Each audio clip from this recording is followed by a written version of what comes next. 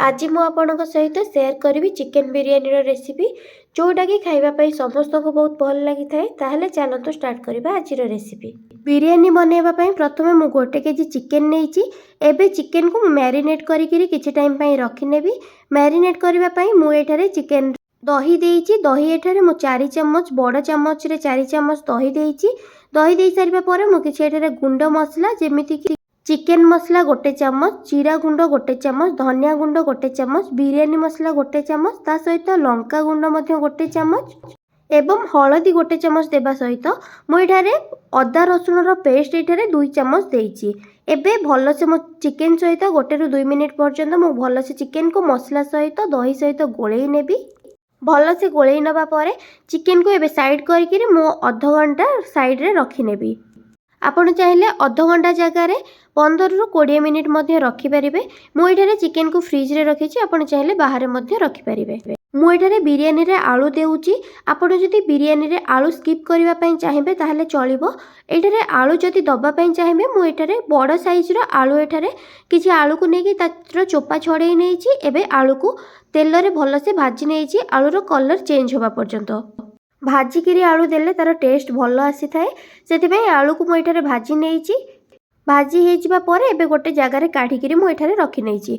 आलू हो जावा परे एबे मु पियाज भाजबी जोटा कि बिरियानी रे बहुत इंपोर्टेंट थाए।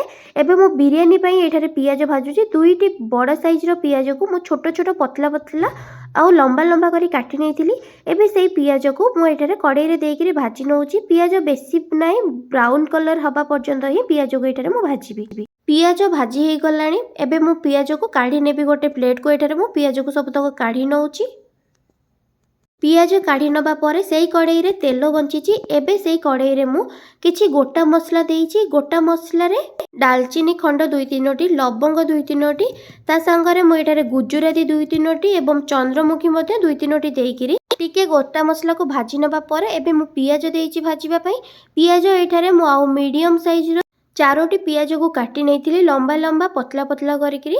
एबे पियाज को कड़ाई रे देइकिरी भाजी नउची। पियाज भाजी होथिबा भितरे मु एबे बिरियानी चावल 700 ग्राम रो चावल नेइची। चावल को नेकी आधा घंटा पे भिजेई नेइची। चावल को भिजेई नबा भितरे एबे पियाज मते भल से भाजी हो जाइची।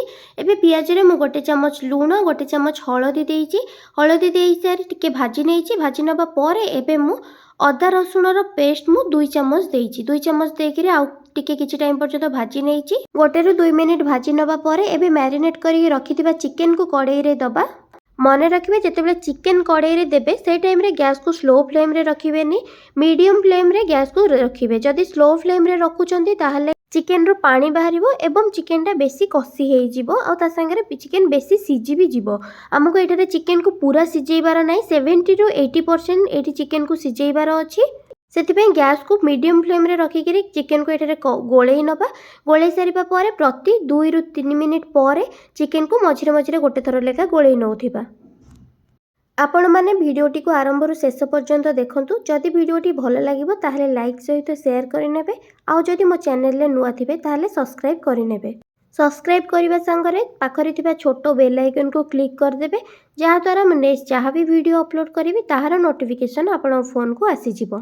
एइटे चिकेन मोर 40 ରୁ 50% सिझी गलानी।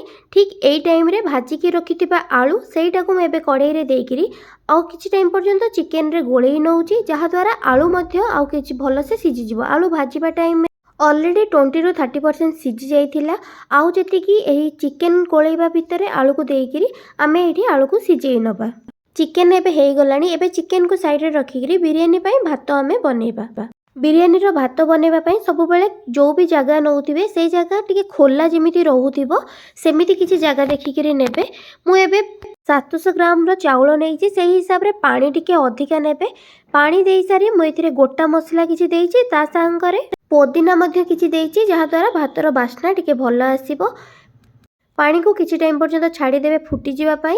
फुटी जिबा परे भिजेई की रखिथिबा चावल मु जोडा आधा घंटा पई भिजेई की रखिथिली सेई चावल को मु एठारे देई देइछि। ए बिरियानी रो चावल हबा पई बेसी टाइम लागिबोनी, जेहेतु भिजेई की आमे रखि देइथिले आधा घंटा पई, सेति पई बहुत जल्दी भात हेई जिवो।